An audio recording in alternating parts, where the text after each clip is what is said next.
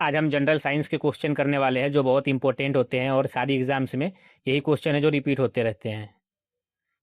तो हम वही जनरल साइंस के क्वेश्चन करने वाले हैं। तो चलिए वीडियो को हम शुरू करते हैं। तो हमारा पहला क्वेश्चन है, मनुष्य के रक्त में कौन सा धातु पाया जाता है? तो मनुष्य के रक्त में लोहा पाया जाता है, ऑप्शन ए। इंग्लिश में हम इसको डिनोट करते हैं Fe से, आयरन हम बोल देते हैं इसको लोहा। तो देखिए, मनुष्य के रक्त में पाया जाता है हीमोग्लोबिन, और हीमोग्लोबिन में लोहा पाया जाता है जो ऑक्सीजन के परिवहन में मदद करता है। तो मनुष्य के रक्त में धातु पूछ लिया जाए तो लोहा, ऑप्शन ए। दूसरा क्वेश्चन है, बुढ़ापे में कौन सी ग्रंथि लुप्त हो जाती है? तो बुढ़ापे में थाइमस ग्रंथि लुप्त हो जाती है, ऑप्शन बी। बुढ़ापे में थाइमस ग्रंथि लुप्त हो जाती है। ध्यान रखिएगा, उम्र बढ़ने के साथ धीरे धीरे छोटी होकर लुप्त हो जाती है यह ग्रंथि छाती के ऊपरी हिस्से में मौजूद होती है। थाइमस ग्रंथि छाती के ऊपरी हिस्से में मौजूद होती है। विटामिन सी का रासायनिक नाम क्या है? तो विटामिन सी का रासायनिक नाम एस्कोर्बिक एसिड हो जाएगा, ऑप्शन बी सही हो जाएगा, एस्कोर्बिक एसिड। एस्कोर्बिक एसिड खट्टे फलों में पाया जाता है। एस्कोर्बिक एसिड जो है वो खट्टे फलों में पाया जाता है। इंसुलिन की कमी से कौन सा रोग होता है? तो इंसुलिन की कमी से मधुमेह होता है, इंग्लिश में हम डायबिटीज बोल देते हैं। तो यह बीमारी जो है रक्त में शुगर लेवल बढ़ने से जुड़ी हुई है।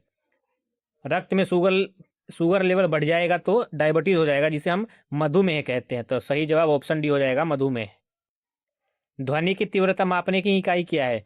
तो ध्वनि को हम डेसिबल में मापते हैं। ध्वनि को डेसिबल में मापा जाता है। ये बात ध्यान रखिएगा कि इस इकाई का नाम अलेक्जेंडर ग्राहम बेल के सम्मान में दिया गया था। ध्वनि की तीव्रता मापने की इकाई अलेक्जेंडर ग्राहम बेल के सम्मान में दिया गया था, डेसिबल। मानव शरीर की सबसे बड़ी हड्डी कौन सी होती है? तो मानव शरीर की सबसे बड़ी हड्डी फीमर होती है। ये जांघ के पास मौजूद होती है।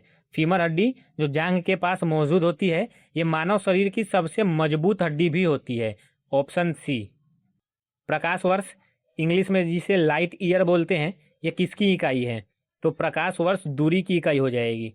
प्रकाश वर्ष दूरी की इकाई हो जाएगी। ये खगोलीय पिंडों के बीच लंबी दूरी मापने के लिए प्रयोग किया जाता है, ऑप्शन ए सही हो जाएगा। शुष्क बर्फ क्या है?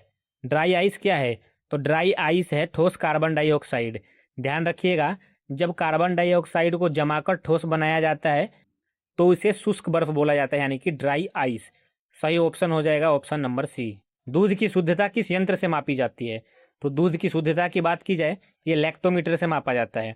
ये दूध का घनत्व और शुद्धता दोनों को माप देता है। तो ऑप्शन सी हो जाएगा सही जवाब, लैक्टोमीटर। किस विटामिन को सनसाइन विटामिन कहा जाता है?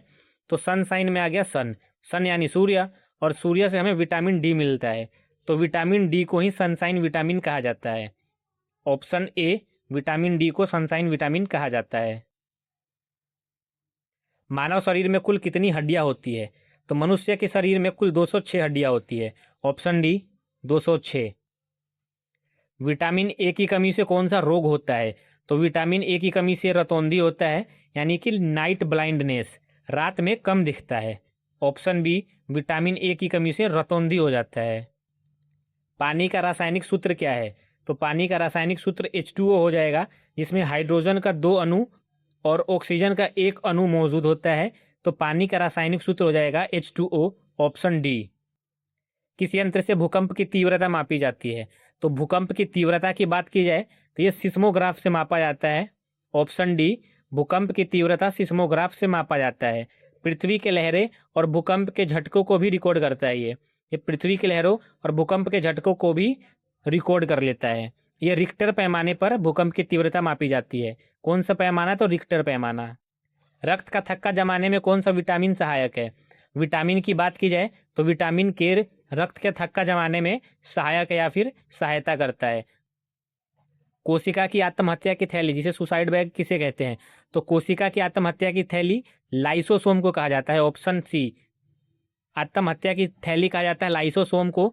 इसमें पाचक एंजाइम मौजूद होते हैं जो कोशिका को क्षतिग्रस्त होने पर नष्ट कर देते हैं।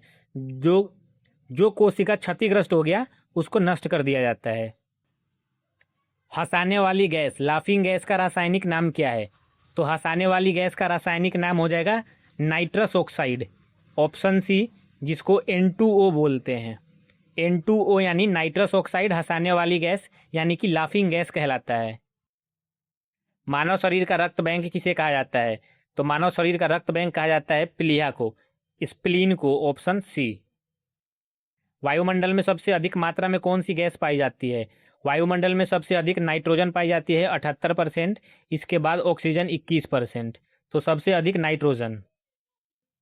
पेनिसिलिन की खोज किसने की थी? तो पेनिसिलिन की खोज 1928 में अलेक्जेंडर फ्लेमिंग ने की थी। 1928 में अलेक्जेंडर फ्लेमिंग के द्वारा पेनिसिलिन की खोज की गई थी। अनुवांशिकी का जनक किसे कहा जाता है?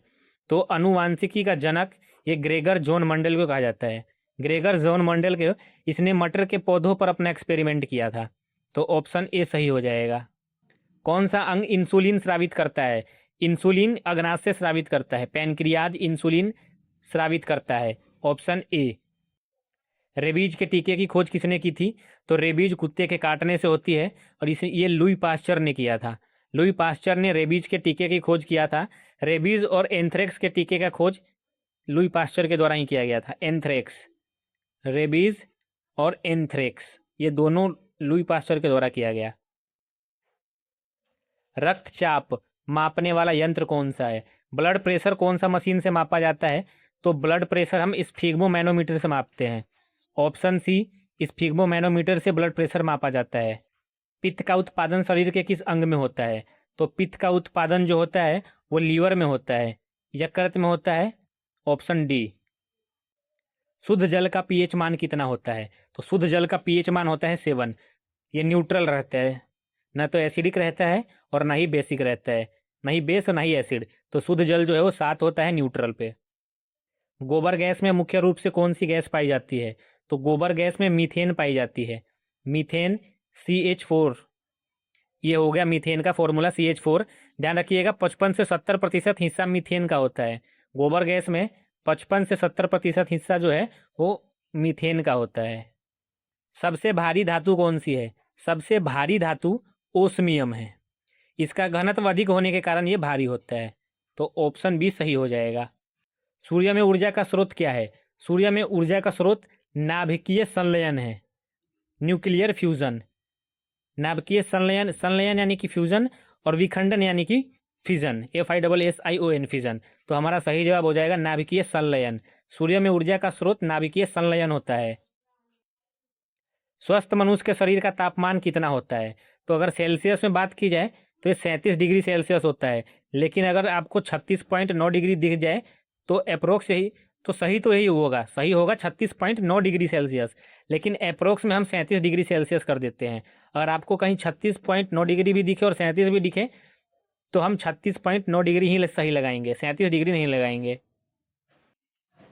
नींबू में कौन सा अम्ल पाया जाता है? तो नींबू में सीट्रिक अम्ल पाया जाता है, ऑप्शन बी। नींबू में सीट्रिक अम्ल पाया जाता है। ये सभी खट्टे फलों, नींबू और संतरों में भी पाया जाता है। खट्टे फलों और नींबू हो गए जैसे और संतरा हो गया, इसमें भी सीट्रिक अम्ल ही पाया जाता है। मानव शरीर में कुल कितनी मांसपेशियां होती है? अब कुछ ने तो देख लिया होगा तो 6 लगा दिया होगा, क्योंकि हड्डी इतनी होती है तो मांसपेशियां भी इतनी होती होगी, कुछ ने सोचा होगा, लेकिन ये जवाब गलत है। मनुष्य शरीर में कुल 639 मांसपेशियां होती है। कितनी? तो 639, ऑप्शन सी सही हो जाएगा। रक्त समूह, ब्लड ग्रुप की खोज किसने की थी? ब्लड ग्रुप की खोज 1900 में किया गया था, 1900 में कार्ल लैंडस्टीनर के द्वारा। इसने 3 ब्लड ग्रुप खोजा था, A, B और O। ये तीनों ABO और AB भी हो जाएगा। तो ये कार्ल लैंडस्टीनर के द्वारा ब्लड ग्रुप की खोज की गई थी, जिसके लिए इन्हें नोबेल प्राइज भी मिला था। ध्यान रखिएगा कार्ल लैंडस्टीनर को ब्लड ग्रुप की खोज के लिए नोबेल पुरस्कार मिला था। पीतल, ब्रास किन धातुओं का मिश्रण है? तो पीतल जो मिश्रण है वो तांबा और जस्ता का हो जाएगा, तांबा और जस्ता का, ऑप्शन बी। पीतल तांबा और जस्ता का मिश्रण होगा। कोशिका का पावर हाउस किसे कहा जाता है? तो कोशिका का पावर हाउस कहा जाता है माइटोकॉन्ड्रिया को, ऑप्शन डी माइटोकॉन्ड्रिया को, क्योंकि ये ATP प्रोड्यूस करता है।